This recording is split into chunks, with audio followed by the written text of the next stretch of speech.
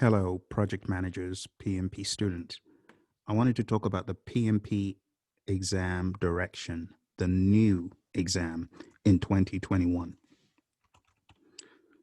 So, the PMI came out with a new exam on the 2nd of January. And unfortunately, the direction of the exam is a confusing one for many people. First of all, PMI came out with a breakdown of people, process, and business.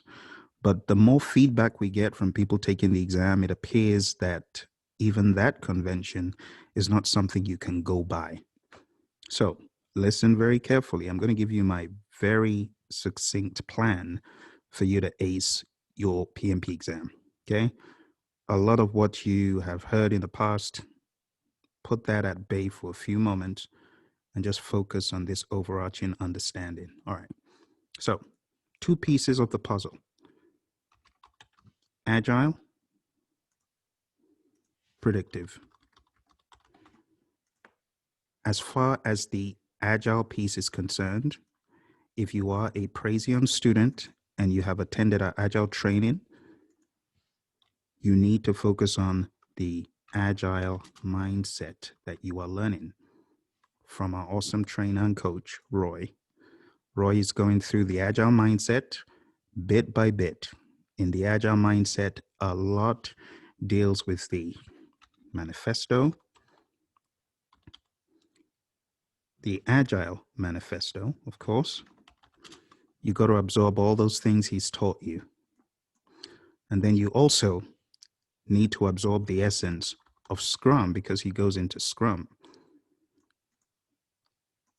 Part of this would be familiarizing yourself with the Scrum Guide and the definitions. Know the 353 of Scrum. 3 roles, 5 ceremonies, 3 artifacts. Know what he means by that. Very important. And then read the Agile Practice Guide. There are a lot of definitions. And even though we're not using the Agile Practice Guide to run the class, you do need to know what is in this book, the definitions, things like that. It is going to help you. How highly would I rate this piece, this Agile piece?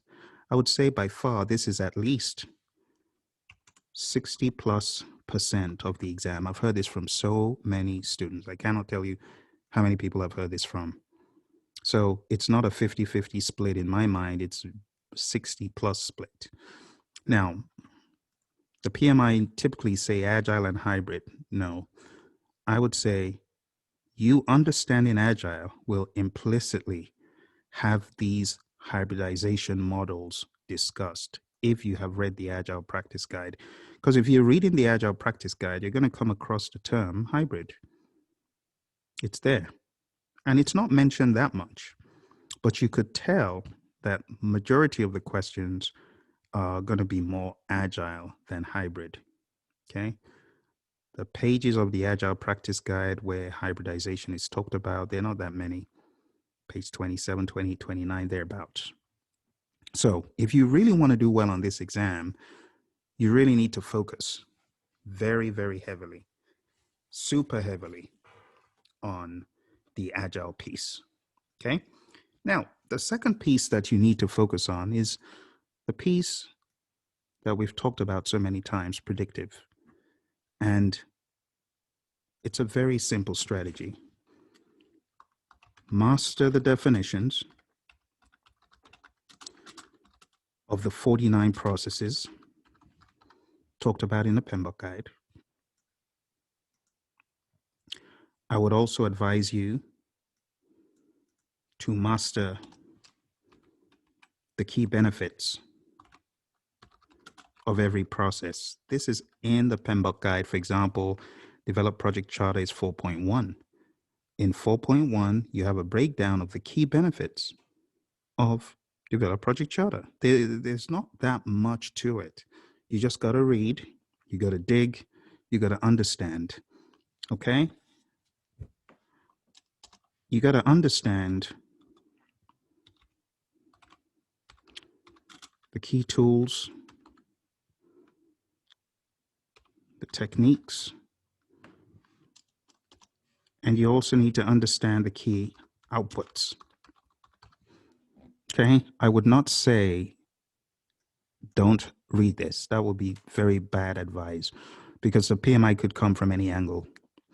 What we've seen the PMI do through the years is change and morph questions as the process evolves. So it's a new exam.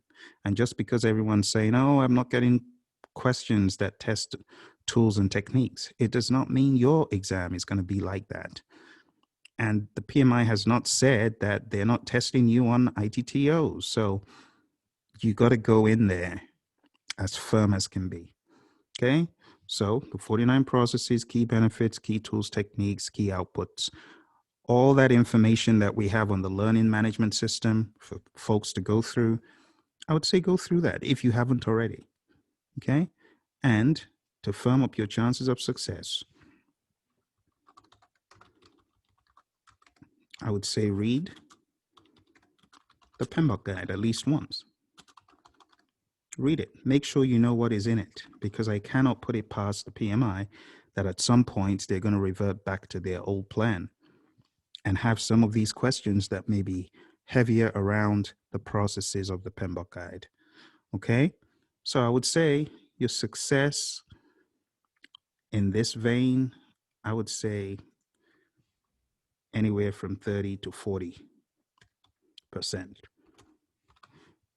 I would say it hinges on that. It's probably less, but I don't want to just sweep it into the 30s zone. So I'd say somewhere between 30 to 40. Okay. It's very obvious that the balance is more in the world of Agile. So if you really want to do well on this exam, you have to know your Agile really well. Agile has dwarfed the other areas. Something else we've heard from students who passed the exam recently is the leadership piece. Servant leadership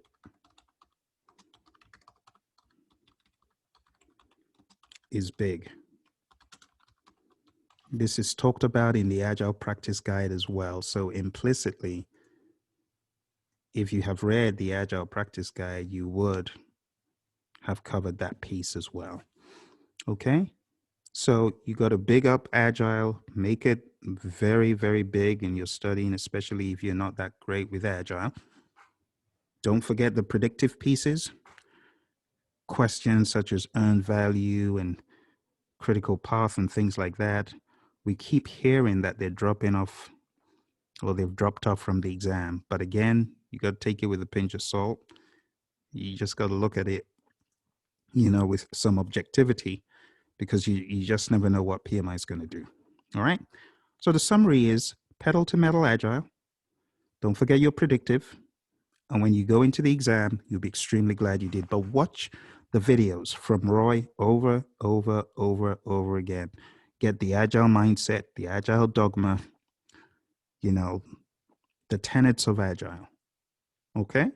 I wish you all the very best. I hope this helps clarify where your focus needs to be. It's definitely going to be a lot more Agile heavy than ever before. Bye for now.